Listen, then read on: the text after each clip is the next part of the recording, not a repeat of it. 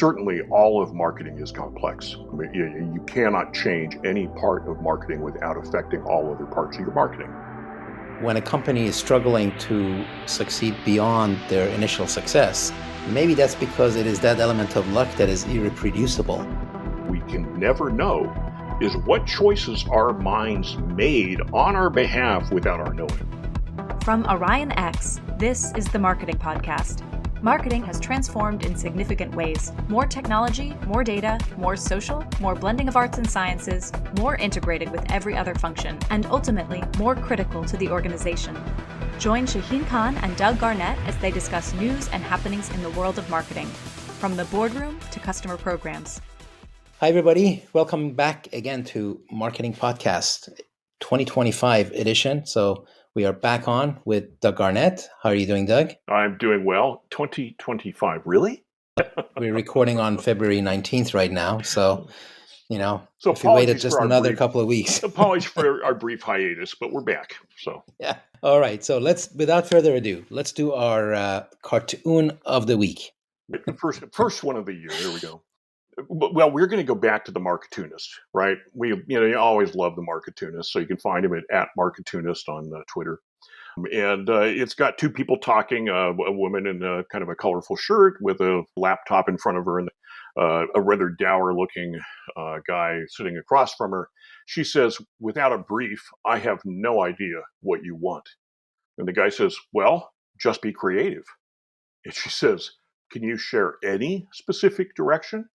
And his specific direction is your deadline is yesterday. Of course, yes. Right. So what immediately came to my mind was this experience I had many years ago when one of the folks who was requesting something specifically asked the person, it wasn't me, somebody else, "Please go ahead and be creative. I really want to explore the possibilities." So kind of provided a license for this person to go be creative. And then when it was all said and done a few weeks later, none of what he did was liked. So he was unhappy because he thought he was not appreciated, or none of his creativity really worked. And the other person wasn't, because as much as they wanted creativity, clearly they didn't want it that way. Or if you ask somebody to go be creative, you're giving them a license to go do what they like, and you better talk up front about what it is that you might like. Well, and I will say, as a vendor on the agency side, I was always suspicious when somebody would say, "Go be creative." If they said, "We trust you, we think you really understand this better than us," then I'd be, okay, that I agree, that I get. But if they just, "Well, we don't really care," the answer is, "Oh, yeah, you do." Yeah. That was the general rule of thumb I developed. It's kind of like somebody who says, "Oh, well, we're small, therefore we want to do it wisely." Also always meant they were going to muck around in details and cause you to spend far more than you had, because the small clients are afraid of losing their budget. So just so the people who are like, "Oh, just be creative," what they really is going on, they have a very specific idea, usually in the back of their mind, and they just set you up to come back and they destroy your hopes and dreams. Yeah. I responded to your deadline is yesterday part, because first of all, it pesters creative projects. And in fact, it is the contradiction of go be creative, but your deadline is yesterday, which there is a truth that sometimes approaching a deadline kicks certain kinds of creativity into gear. And some really interesting things often happen right before something is due. On the other hand, telling somebody to be creative and not giving them time to be creative is just the worst thing. And companies do it all the time. I found so many clients that would do that and just expect, "Well, we want you to do what's really right, and I need it tomorrow." To which you say, "No, wait a minute. Do you want it really right, or do you want it tomorrow?" Because you don't get both of those. And we haven't even talked about cost, because that's the third leg of it. But actually, my observation is that different people fall on different parts of that spectrum. Mm-hmm. There are folks who really they're not set up to do anything slow. They really want to do it fast. And there are those who really won't do anything fast. They want to think about it. They want to get in the mood. So if depending on what project you need to also find somebody who's aligned with that kind of working. Well, and in our work, we worked pretty interactively. And that was uncomfortable for some writers and art directors because, it was just how we worked. I'm not going to claim that this was God's gift to the creative process, but it worked well in my company. Mm. And I found a lot of people who weren't able to deal with that Yeah. idea of working collaborative was just really hard for them. And so I think one of the early projects, we paid them a bunch of money for a script project. And they went away and spent so much time on it that it was basically they spent the whole budget and then threw it over the wall and said, "Here's your script." And I read it through and went, "No, this sucks. This is not our script." And I don't mean sucks like the words are bad. Sucks like it's not going to achieve anything. And this is all about achieving something for the client. Beautiful words, well written script, flows, all that stuff, but it's not going to work. And therefore, but the budget had been spent by that point in time because of how they work. So there's a lot of different ways that people work. On the other hand, your deadline is yesterday is never good. So no, that's right. That's right. Okay, now that we feel creative, I feel creative. What's our main topic to start with? If we're creatives, we need to start with coffee. That's how creative days start. Although I suppose these days it starts with kombucha sometimes. And other things, matcha, other things. But we'll start with coffee because you and I are out of the coffee generation. And return to Starbucks, whom we've been discussing over a period of time. So when we last met, a new CEO had just joined Starbucks. So he's now been there for a quarter. We get to check in and find out how things are going. And I don't know whether we should start with the headlines or with the general reaction to it, because the headline is, well, let's just say the headline is not exactly affirming, because the truth is their store comps continue to go down. They were down 8% in transactions, but their transaction sizes aren't decreasing or are not doing too bad. So they're up 4% on the average transaction. And so Starbucks still has some serious challenges. But the reason that's not so bad is they beat Wall Street expectations. So I like processes like these because things don't change on a deadline yesterday, even if investors want it. And changing a behemoth like Starbucks is not something that's ever going to happen in one quarter. And so it appears, from my point of view, that they made progress and that investors are happy. My recollection is that we were both pretty positive on the new CEO. Yeah. His record, his background, etc. And also some of the early decisions that he was making, and that open letter that he had to everybody had a lot of good thoughts in it. And so it seems like that momentum has continued, and he's made some decisions that are looking to be helpful. My sense at this point in time, and this is for all of us in marketing, is he has taken a back to the basics approach. I'll call it that. They call it back to Starbucks. So that's fundamentally back to basics. That's good brand. A lot of that has been in the stores, working on ways to support the people in the stores, the baristas, all these kind of places where they have had serious challenges over the last few years. And so there's a lot about that always seemed right. So it appears this is kind of what I would expect. If that's working, I wouldn't expect instant results, but you'd want to see things begin to solidify. So in a way, he's been out there putting his finger in the dike to hold back the floods. And it seems to have worked. And I think that's really good, and that's really encouraging. It also is particularly encouraging for me about him, because so many CEOs feel like they have to run around making big pronouncements and massive choices. And my one fear out of his background is that he'd been pretty involved with techifying Chipotle. And I was a little worried that he might believe there was some magic shiny tech bauble that Starbucks was missing. And everything I see here indicates that he's much more practical than that. And that's good.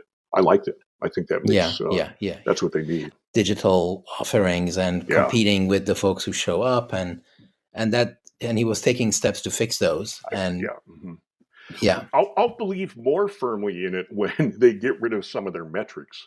I've learned since we last talked about Starbucks that there's actually a metric for that everybody who works there is measured on how they greet clients. So the person at the drive-through has to say something personal to the customer. Wow. And they have some sort of metric. I mean, I don't know how they work it. I never found out what kind of spy cams or if it's just observations of people. But first of all, that's a really silly idea. And secondly, I hate it because when I go through the drive-through, I've been to the same Starbucks for 20 years. I do not need a personal comment. Well, you doing anything fun this weekend? That seems to be the usual one. I see. And the answer is, pardon me, but oh, fuck off. I'm just doing my thing. I just want some coffee. Can you give it to me? And Not so, your business. yeah. Now, I haven't heard that he's eliminated that. But the second overt thing we can talk about that he's brought out is there is new advertising for Starbucks. And Right, right, I've right. seen two ads, and one of them is called, oh, what was it called? Hold That's on. not my name. Yeah, that's not my name. And I really liked it because I've always said the most personal greeting at a Starbucks is when I go into the Starbucks I've gone to for years, and whoever's behind the counter says, "Hey, sup? How you doing?" Because that's personal. They get me. They understand me. And they're personally greeting me. Whereas, checking the cup and saying, "Hello, Doug. How are you today?" is just, I mean, that just kills it all right there. So I think that the ads show a really lovely world at the Starbucks store. And if that's the world that he sees, that's good for Starbucks. Yeah, yeah. No, I like both ads. There was also the Super Bowl ad of "It Starts in Darkness," Mm-hmm. and how they open up each store at the crack of dawn, and we all know that they really are there at like 5:30 in the morning. And then Not My Name, also nice. Both of them told me a lot about authenticity, that they're sort of owning the reality of Mm-hmm. the store. Misspelled names, they're all been liked as a Yeah. So I was pleased with that. And that seems, I think, in a way that fits with his back to Starbucks focus. right. So far, a lot of things that look nice. And I think maybe the best thing for Starbucks out of all this is their stock went from, call it 93 or 77. It's hard to tell when exactly this all came out, up to 112. So apparently the stock Nice. market is encouraged. And that's very good for Starbucks because the stock market hasn't been encouraged for them for quite a while. Yeah, yeah, yeah. No, I like Starbucks, so I'm glad that they're doing well. Yeah. Now, one thing I want to ask you Hmm. is that they also mention things like sustainable long-term growth, like, growth strategy, and of course that's also what Wall Street wants to hear, sort of Hmm. a forever growth within an area and then you expand into other areas, etc.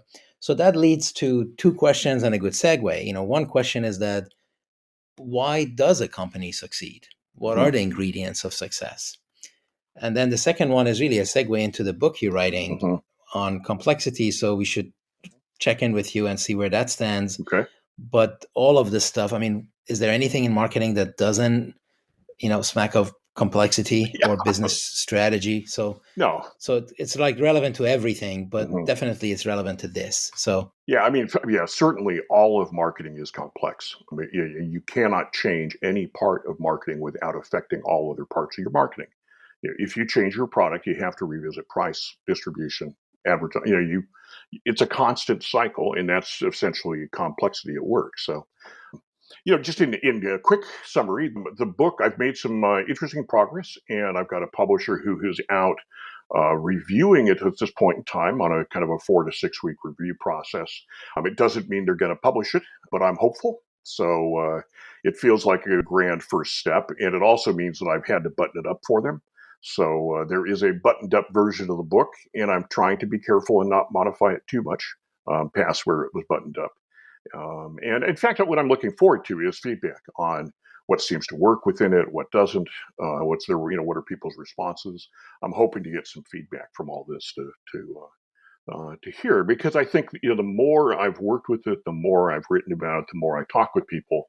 I think there's just this incredible need for those of us in business to begin to really understand the true complexity of what we're trying to do. And that so much of business writing ignores that. So yeah, much of business writing tries to provide simple 2-step solutions or 5-step solutions or, God help us, 61-step solutions. Because I've seen books that claim that, and that don't exist and that don't lead to success. So, back on your other question, the question is, what is success here? I Yes. think it's really difficult that the market expects companies to always grow. And it leads to some incredible dysfunctions that hurt shareholders in the long run. For example, there's lots of companies who buy growth, right? They can no longer create growth themselves, so they go out and buy companies in order to add that revenue on top of theirs, and then they create an appearance of growth. Except they never did the growth themselves, so it's not like they learned from exploring that they, created some innovation and that they, became healthier as a result. They just simply look better, and people reward their stock for it. So I actually am pretty if you really turned me loose, I could get even darker about growth. But we'll take out the great Kenneth Bolden quote. Anyone who believes in indefinite growth in anything physical on a physically finite planet is either mad or an economist. So, and I think actually there's a flip side to it, which is there are sets of companies who thrive over very long periods of time without serious growth. And I don't mean just annual inflation or, little bits of up and down, but they really establish themselves and then thrive just generating profit, doing well, and continuing. And the people who run those companies say it's really weird to go to neighborhood parties where when people say, well, what are you doing in your business? You say, well, I'm doing pretty well and I'm just kind of, maintaining size.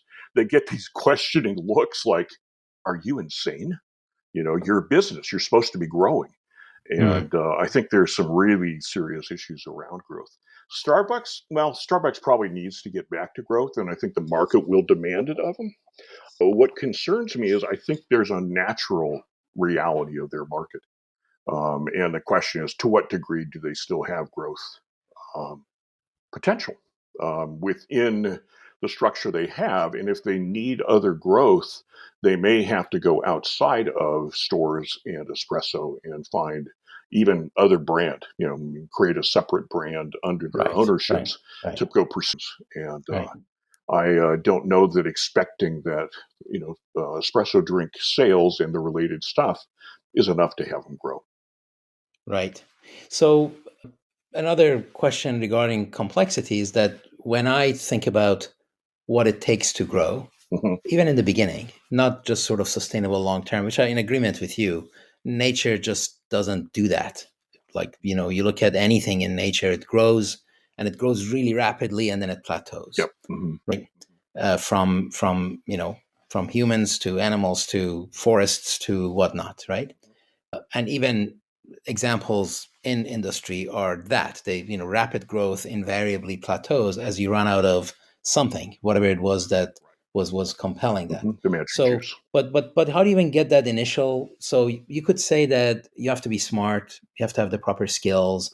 I buy that, I get this, but I have to think that there's also some element of luck, some element of context. There's a lot of Yeah. that. And I think that's actually, one of the things I'm most encouraged about is I've been writing a lot about essentially the paths of success, trying to comprehend them and moving away from the way we're taught within business schools to think of them, which is, well, you go do some sort of funky statistical analysis and you can declare that this company succeeded because of X. Or whatever that is, because I think that the real truth is that when you look at it, companies succeed based on huge numbers of factors. We can begin to separate those into things like context and things like fundamentally the motivating events. Let's call it that, motivating events. So you might, if you're looking at Apple Computer and you're looking in the 1980s, you might say the piece of context is that people were dissatisfied with mini computer data centers and wanted their own computers. Okay, so that's a latent thing. Did that create Apple? No, it didn't. It wasn't the thing that created them. And then you've got Steve Jobs, and he, does his brilliance. Okay, he does his brilliance. But here's the thing. His brilliance wouldn't have turned into anything big if there hadn't been that latent demand.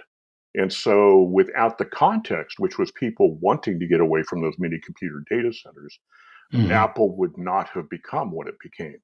That doesn't mean that was the cause. And so you start looking and you start realizing there's all these interrelated factors, and they're not impossible to understand.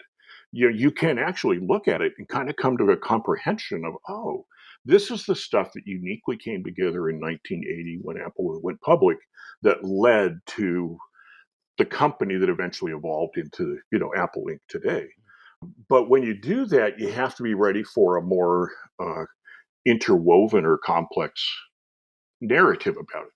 Well, there was Yeah. this thing, there was that thing, and then this worked well. I mean, for example, Sequoia Capital was involved very early, and I've read that whoever Jobs worked with most at Sequoia was really the mentor who taught him how to market. And Mm. so everybody thinks that Steve Jobs somehow grew up magically as this marketing genius. That doesn't happen. He was 25 at the time. He's about to appear on the cover of Time magazine. How do you prepare for that? Well, he had wise people that were helping him get there. And so if you look at success, then you can't just say, well, it was Steve Jobs. You have to say, yeah, Jobs was critical within it, but you've got a lot of other factors, Mm. and you need Mm. to figure out how to kind of understand those. Once you do that, then the issue of luck comes up. The fact that all those came together at the same time is why Apple took off so big. Mhm. Now, can you recreate that situation? I don't know exactly about recreate. What I might suggest is, can you look around yourself if you're starting a business and figure out which factors you can start to leverage in order to create something good? And then to some degree, you have to trust. If you're lucky, it'll become massive. If you're less lucky, it just becomes big. And if you're unlucky, it fails. But Yeah. And it's hard to come up with any advice that always works, yeah. Mm-hmm. let alone business advice. But I do give him credit for being mentorable, right? Oh yeah, that's a pretty That, impressive. That's a pretty impressive thing, given how cocky we tend to think of Steve Jobs. yeah, For him to have been able to be mentored on marketing, what a difference. And maybe, the truth is, he may have had an instinct that said, "Whoa, this is really important," and right. responded as a result. But I think Well, this is, these are these issues of complexity, because complexity is all about these interactions and adaptations, right? Adaptation. So as things interact, they naturally adapt. So as Sequoia Capital worked with Jobs, Jobs adapted through those interactions he had with Sequoia. At the same time, Sequoia adapted through its interactions with Steve Jobs. And now we throw Wozniak into that. Oops, now you got three people, and they're all kind of interacting and adapting with each other. And that's what creates these kind of feedback loops that can cause really tremendous success. If that is all happening in good, useful, positive yeah, ways, then the company can just rock it. right. So then I was thinking along these lines that when a company is struggling to succeed beyond their initial success, maybe that's because it is that element of luck that is irreproducible. That maybe they have everything else. Mm-hmm. They are smart, they are skillful, and they're trying to apply the same thing that they did before, Mm-hmm. and it's not working. My God, why is it not working? Right. Because that time I got lucky, this time I'm not, because well, that one is not predictable, Well, repeatable. So is that could that be it? I wouldn't say that's it, but I think that is a reality. I think it's more serious of an issue if a company.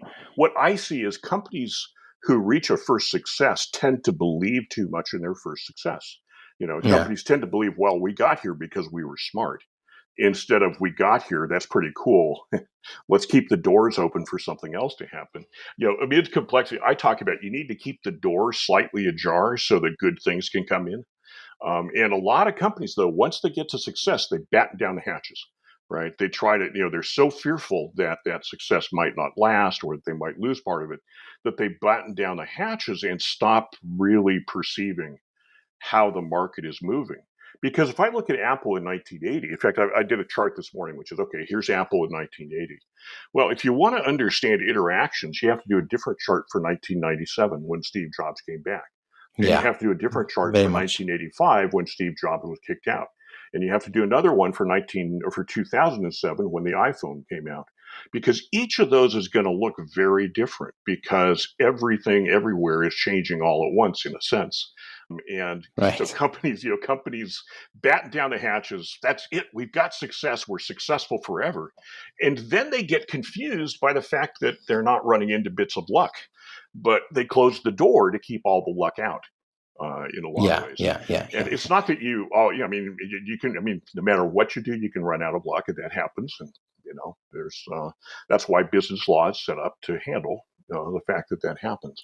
But there are some general rules Mm-hmm. that are always valid.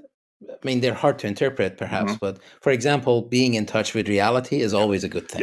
Yeah, well, and I right? think, being able to observe reality and comprehend reality is critical. And a lot of Separate people your lose ego that. from it, and Yeah, separate your ego. Don't believe your own stories. I think one of the big, I've got a portion of the book where I talk about executive. What we don't understand and ever honor amongst executives is that we are more likely to have a bias than the people that work for us. And it makes sense because we've got a lot of skin on the game on That's right. believing that we did the right thing. But that makes us more susceptible to bias. Whereas the hubris of an executive is always, well, I know how to detect biases. But those people that work for me, phew, boy, you got to watch out for bias with them. And actually, the flip side is kind of true. The other thing that, another bit of hubris is that I think we're never advised that our minds make choices without us. So when an Say executive, more. well, okay, so here's what happens. I'll give you my example. I wanted to buy a Tahoe in 2001, a 2001 Tahoe. Friend of mine is out on the auction market, so he says, "Hey, I'll have my guys pick one up for you when we see a good This is one." a car, right? A car, yeah, sorry, a Yeah, Tahoe yeah, SUV, yeah, and yeah. family road trip vehicle, all that stuff. Right. So he goes out and he starts looking. He calls me up one day, says, "Whoa, we got one that's just rocking. It's filled. It's loaded. It's in great shape. It's relatively low miles. There's only one thing." I said, "Oh, what's that?" Now I had asked for like a taupe or a brown or something like that. He says, "Well, this one's white." And I thought to myself for a minute. I thought, white? I haven't seen many white Tahoes. Sure, no problem. And so I said, "We'll buy it." And he went off to get it. And I hopped in my car to drive the mile to Starbucks and saw 10 white Tahoes on the way. Now, what happened in that, right? This is where it's worth thinking about. What You happened? started paying attention. Well, yeah, white Tahoe didn't mean anything to me. So the only ones I was paying attention to were the taupe and gray color. And every time I saw one of those, it got logged in my mind. My mind paid attention, cataloged it, put it in my mind. White, it just ignored them because my mind had too much to do. Our minds can't pay attention to everything. Then all of a sudden, the white Tahoe's interesting to me. And two things happen. One is my mind starts noticing them. So the minute I change my focus and see it as important, I remember it. Now, what an executive basically we can never know is what choices our minds made on our behalf without our knowing it. Right. Right? Our mind is making these choices of what to see or not to see without our knowing it. And therefore, when an executive says, "Well, I've observed everything," well, have you? A certain amount of humility is needed for that. Yeah. The other thing that happened is the Baader-Meinhof effect, which is called the frequency effect, which is when you see something new, you tend to exaggerate how often you see it. So I think the reality is I probably saw 2 or 3 white Tahoes, but in my mind, I'm like, that's 5 or 10. They're everywhere because my mind exaggerated, which I just think of how many executives come bombing in and saying, "Wait, we just detected this customer service problem. It's everywhere." And you think, really? Is it really everywhere, or is that just because it's new to you? And I don't mean to be picking on executives. I just think I kind of talk about it because I think we have this prejudice within business that says once you rise above these kind of simple mistakes. And the truth is we don't. There always a potential Right. there. It's always a potential for me to not see something because it wasn't important to me in that situation. Well, that's an excellent prelude into another discussion because the unemotional manner with which we need to look at all the data is clearly something that AI will do well. And we were discussing AI and ChatGPT and its emergence, and one of the topics that came up was the impact of AI on search and search engines, and especially because so many dollars go towards digital ads, and Google has the lion's share of that market with all manner of systems and software and et cetera, et cetera. So what about AI versus search? Actually, At what point will AI replace search, let's say? First of all, can I come back briefly to the unemotional part of AI, which is, I suppose the AI itself is unemotional, but our emotions just might change the questions we ask it. And, This is true. The human interface to it can really shift what comes back. Also, AI could embed our emotional bias without us knowing, because, Okay, so and this one surprised me a bit because I think, as I've looked around and I try to have a distant view on some of these things, even though I study, I've listened to a lot of stuff about AI. But at a distance, it's felt like AI was all about automated customer service reps, all about automated things writing for us, all about automated things creating video, creative service stuff, or analyzing factories or things like that. Then it pops up on the radar that, in fact, there's a hidden thing about AI that as soon as ChatGPT came out, there are a fair number of people who've started using that for search. And the reality is, AI can be a relatively good search engine and, detect things. And in fact, I watch the Google search that comes up at the top of the list when it pops up, and it's fairly good. I certainly haven't ever seen anything I'd say, well, that's bullshit. I tend to ignore it just because I'm a bit of a curmudgeon and like to read it for myself. But on the other hand, the summaries seem to be quite good. And so that leads us to this odd, hidden long-term potential that people could shift to searching through AI.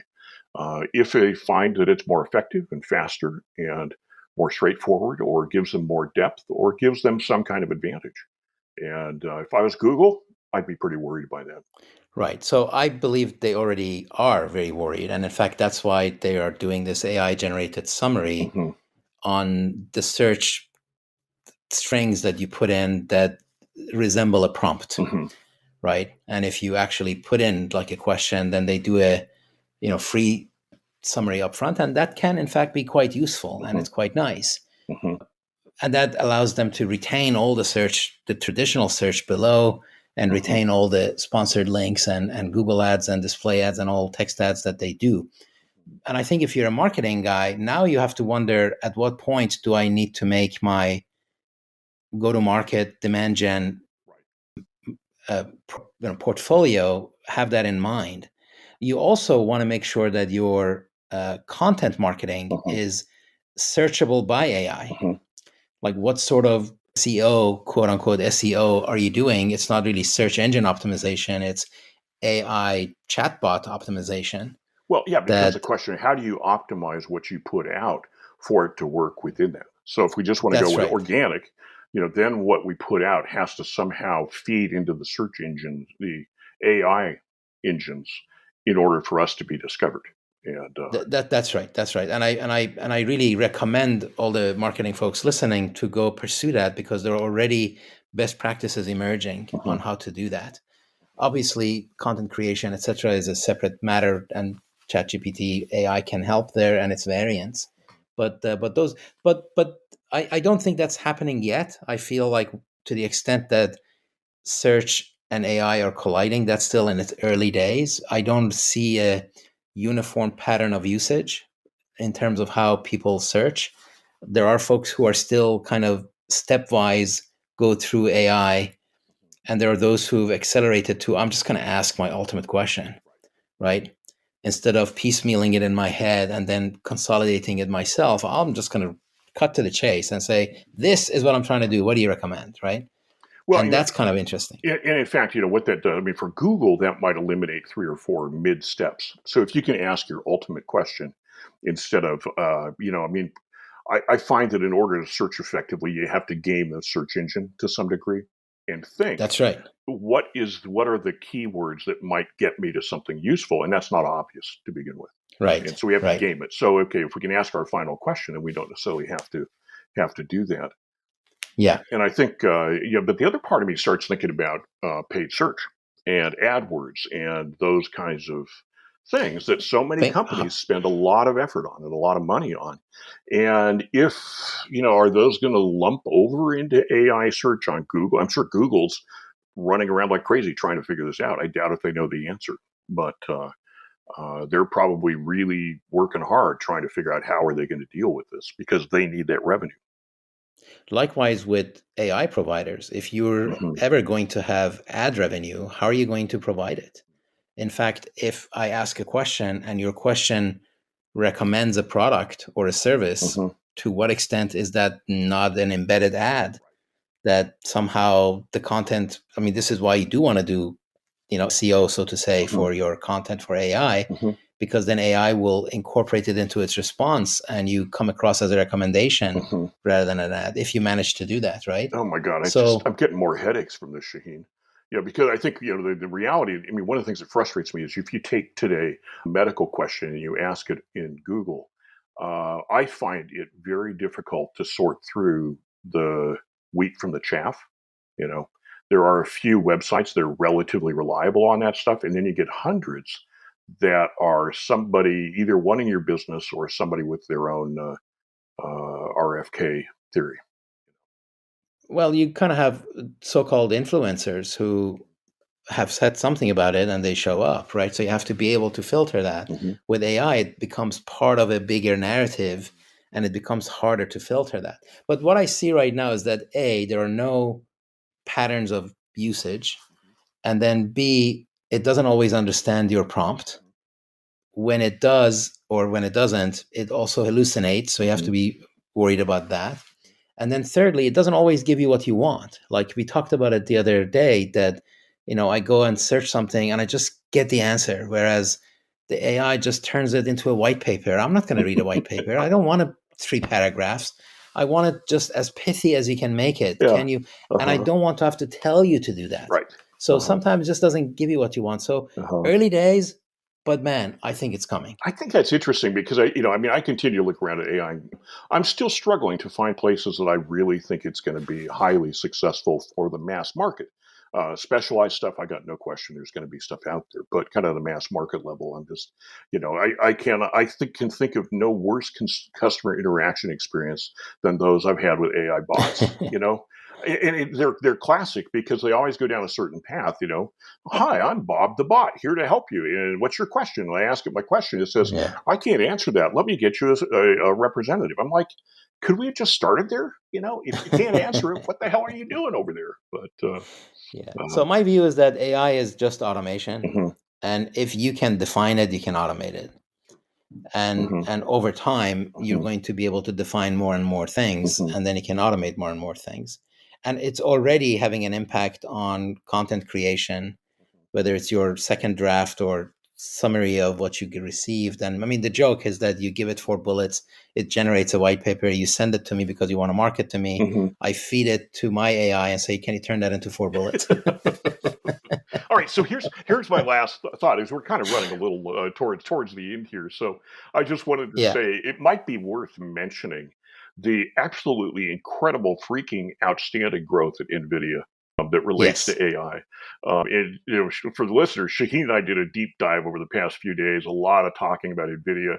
It's just enough to know that they went from let's call it kind of 6 billion to 36 billion over about a year and a half in quarterly sales. So Yeah. they're Yeah. just rocking and rolling, and that is primarily a result of AI, and it's a hell of an impressive thing. Well, we kind of both started and kind of grew up in the market that Hmm. NVIDIA now commands. Hmm. And as many of you know, they got their start in doing gaming Hmm. hardware, doing chips that were especially good at computer graphics. So Hmm. they did kind of visualization software, but also gaming at higher and higher frames per second with better accuracy. And then they parlayed that into data center and scientific engineering computation, and that prepared them to greet the AI opportunity Hmm. and ride it Hmm. and lead it quite well. And they have executed flawlessly. They're just really wonderful company from that standpoint.